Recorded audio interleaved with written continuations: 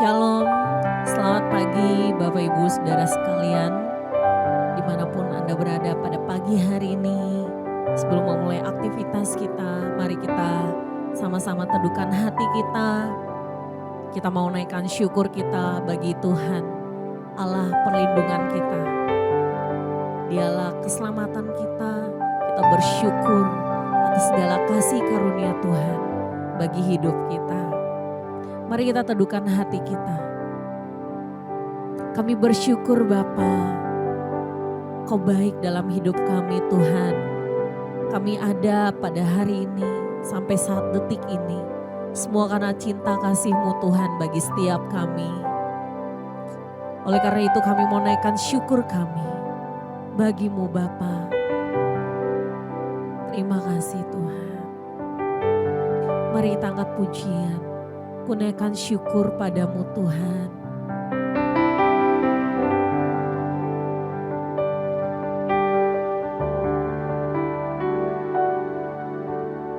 Naikkan syukur padamu Yesus. Ku sembah sujud kepadamu Tuhan. Di hadapan kemuliaan-Mu, ku tinggikan, ku agungkan. Sekali lagi katakan, ku naikkan syukurku.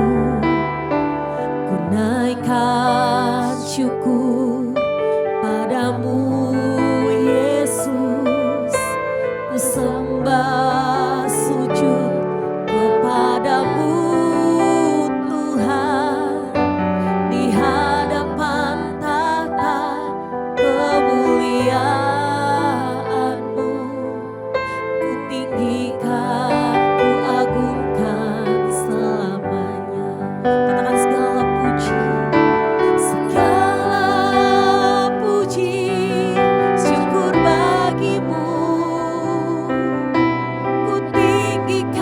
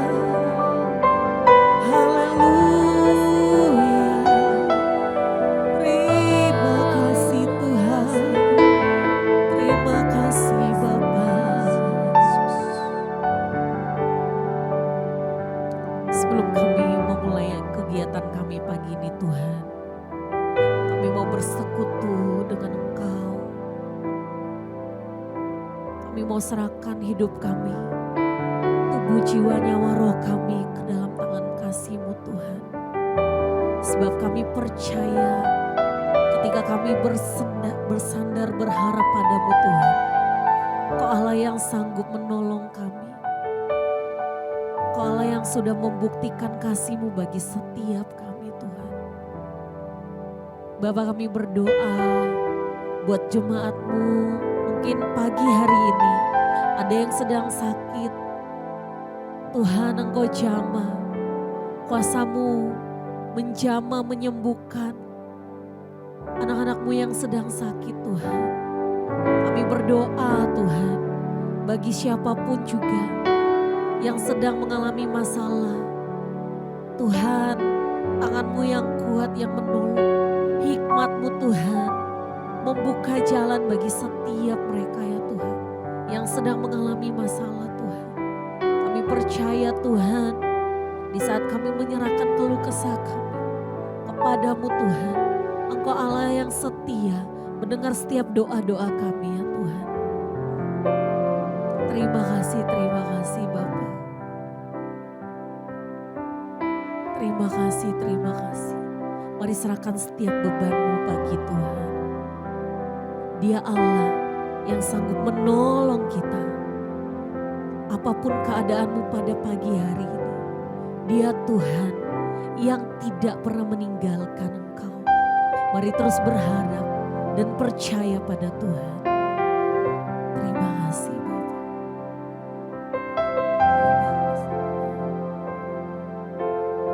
Jauh timur dari barat, Engkau membuang dosaku. Tiada kau ingat lagi melanggar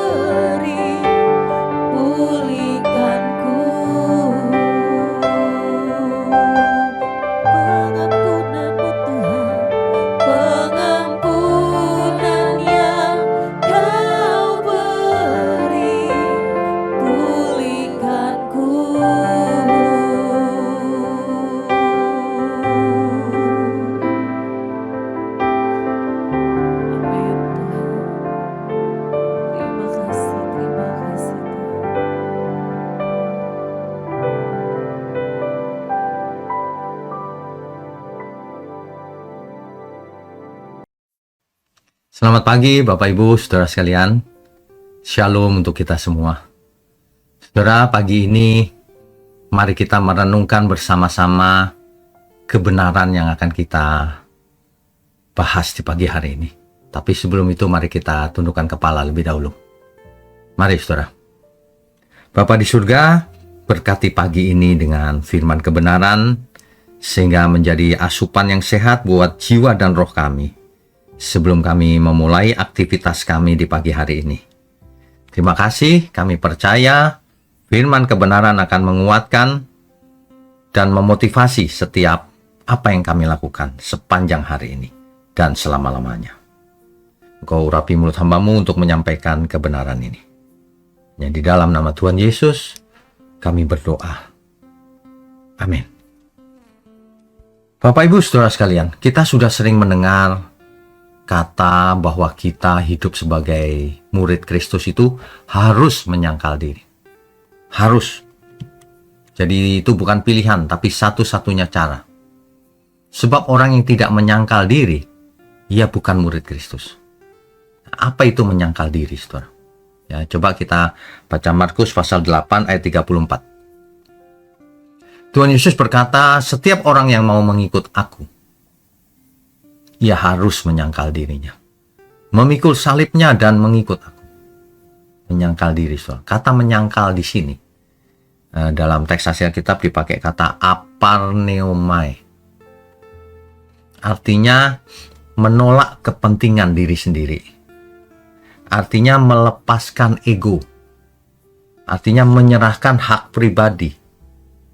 Jadi kita tidak punya hak lagi. Itu menyangkal diri namanya. Banyak orang merasa berhak. Padahal kita itu hamba. Tidak cocok, saudara. Memanggil Tuhan Yesus tapi tidak menempatkan diri sebagai hamba. Itulah orang yang tidak menyangkal dirinya. Tidak menyerahkan hak pribadinya. Saya ulangi ya, saudara ya. Ini penting sekali soalnya. Menyangkal diri. Kalau barang siapa ingin menjadi murid Tuhan Yesus, ia harus menyangkal dirinya. Tanpa itu tidak bisa jadi murid. Menyangkal diri, ingat ya, menolak kepentingan diri sendiri. Melepaskan ego. Menyerahkan hak pribadi kita. Memang milik Tuhan semuanya. Kalau kita perhatikan dunia ini sederhana kok. Orang yang tidak benar itu adalah orang yang mendahulukan kepentingan dirinya sendiri. Yang egonya tinggi. Dan yang merasa punya hak. Ya, merasa punya berhak atas hidupnya itu. Padahal sudah dibeli oleh Tuhan lunas. Orang-orang seperti ini sebenarnya orang yang tidak tahu diri, saudara. Tidak tahu diri. Ya memang hal itu bukan hal yang mudah ya. Menyangkal diri itu sulit sekali. Sebab apa? Natur dosa yang ada dalam daging manusia itu seolah-olah berkata gini, udah ikuti saja keinginanmu, itu kan hidupmu. Seolah-olah begitu. Ayo cari hidup yang menyenangkan buatmu. Itu, sedangkan menyangkal diri sebaliknya. Salibkan dagingmu itu. Egomu itu harus dimatikan. Jangan mengingini. Keinginan kita cuma satu, yaitu keinginan Tuhan juga. Nah itu kan menyangkal diri. Menyerahkan hak pribadi kita sama Tuhan. Kita tidak punya hak lagi. Itu menyangkal diri, saudara. Jadi sebenarnya banyak orang belum jadi murid Kristus. Murid Kristus itu kalau sudah menyangkal dirinya. Ya. Roh Kudus berkata, kamu harus menyangkal diri. Sebenarnya ada dalam diri manusia teguran itu. Kalau mau jujur ya. Kamu ya, egomu itu masih tinggi. Ya, kamu masih mementingkan kepentinganmu sendiri. Bahkan di dalam gereja sudah dikhotbahi harus melayani sebagai hamba, tetap aja meninggikan dirinya. Buktinya gampang tersinggung, kan? Buktinya mau dilayani, kan mendapatkan masukan dikit marah-marah.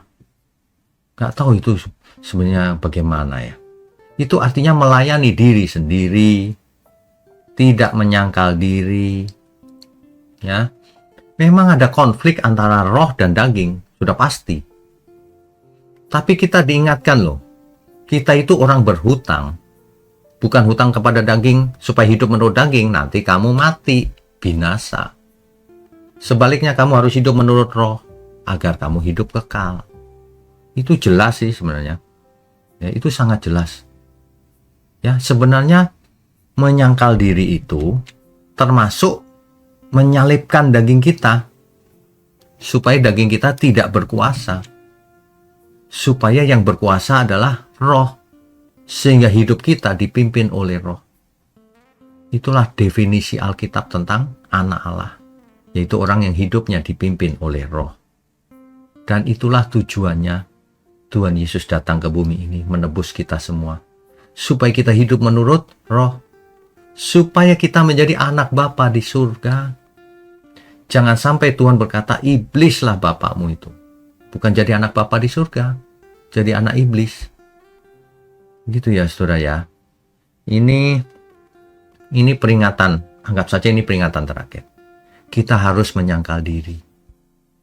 Tanpa penyangkalan diri kita bukanlah pengikut Kristus. Hanya saja KTP-nya Kristen. Percuma, saudara. Itu benar-benar percuma. Rasul Paulus menulis pada jemaat di Galatia ketika itu.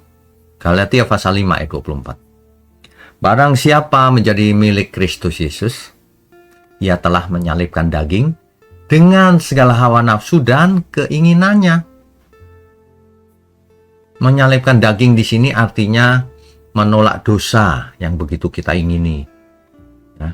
Mengendalikan emosi, menahan keinginan yang salah, mematikan daging yang berupa kesombongan, ego, apalagi macam-macam, saudara.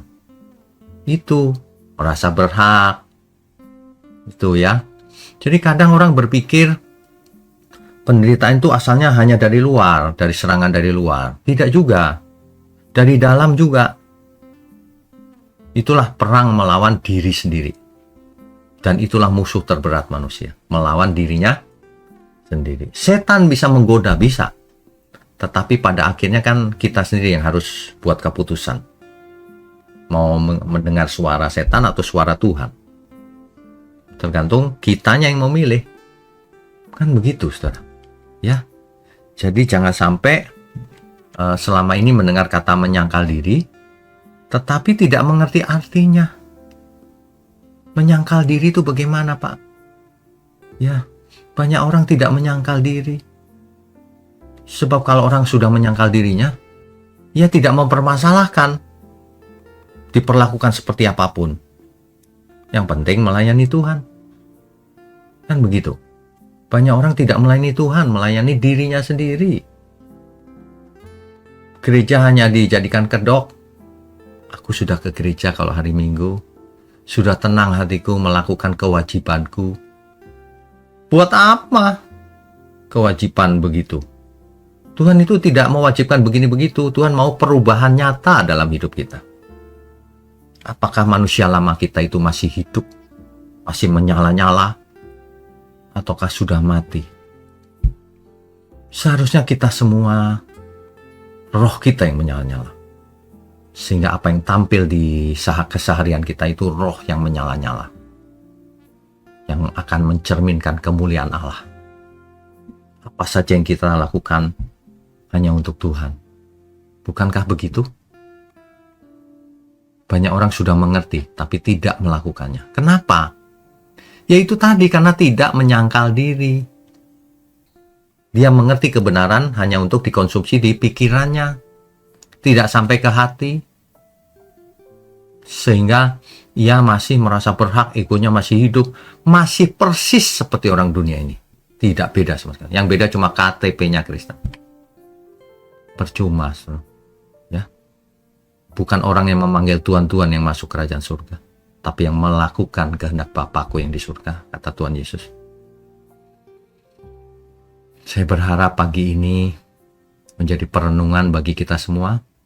Apakah kita sudah menyangkal diri atau belum? Apakah aku masih memegangi hak pribadiku, merasa berhak di hadapan Tuhan, ataukah sudah kuserahkan sama Tuhan? Coba kita bertanya pada diri sendiri. Mari kita tundukkan kepala, saudara.